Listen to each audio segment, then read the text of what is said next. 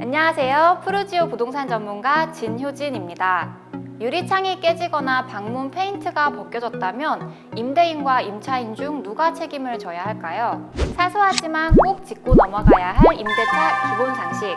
오늘은 하자보수 책임에 대해서 알아보겠습니다. 기본적으로 임대인은 계약 기간 중에 이 집을 사용하는 데 필요한 상태를 유지해 줄 의무가 있습니다.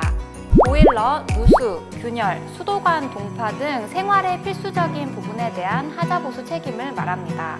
일반적으로 큰 수리나 공사가 필요한 건에 대해서는 집주인인 임대인이 책임져야 한다는 사실은 잘 알고 계실 텐데요. 이러한 문제가 발생하면 임대인과 임차인은 협의를 통해서 문제를 해결하게 됩니다. 임차인이 수리를 한 후에 그 비용을 임대인에게 청구할 수도 있고요. 임대인이 직접 수리기사를 불러 해결할 수도 있습니다. 그럼 결론은 어떨까요? 집 자체 자재 등의 문제가 원인이 되는 경우라면 임대인의 하자보수 책임에 해당하게 됩니다. 보통 베란다 벽면 곰팡이가 일반적인데요.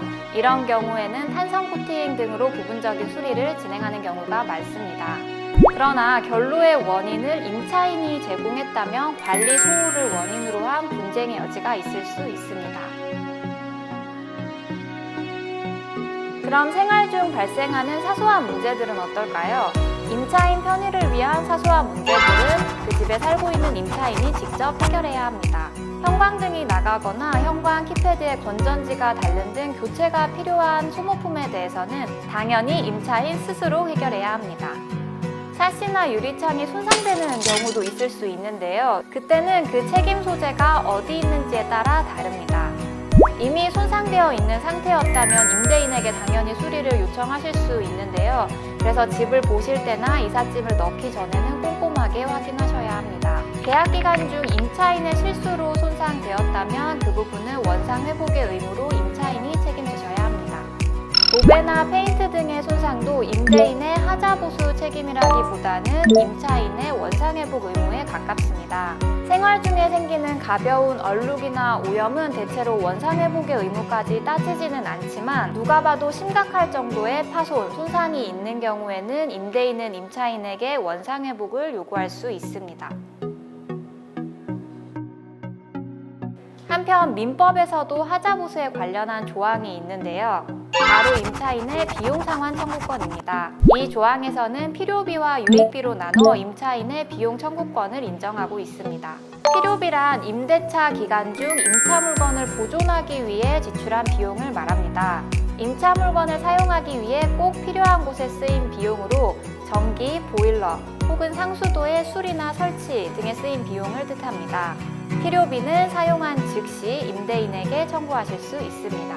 유익비란 임차 물건의 본질을 바꾸지 않으면서 가치를 증대시킬 때 쓰이는 비용을 말합니다.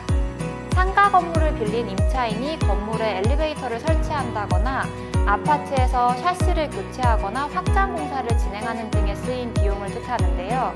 생활에 꼭 필요하진 않지만 이 비용을 씀으로써 임차 물건의 가치를 증대시킬 수 있는 것들을 말합니다.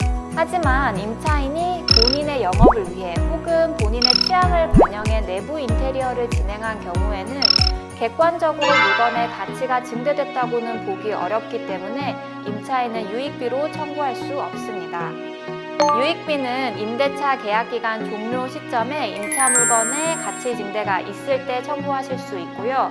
임차인은 실질적으로 본인이 쓴 비용과 실제로 임차 물건의 가치 증가액 중 임대인이 선택한 비용을 청구할 수 있다는 점 꼭 참고하시기 바랍니다. 단, 계약 당시 원상 회복의 약정을 이미 한 상태라면 유익비 비용 상환 청구권은 인정되지 않습니다.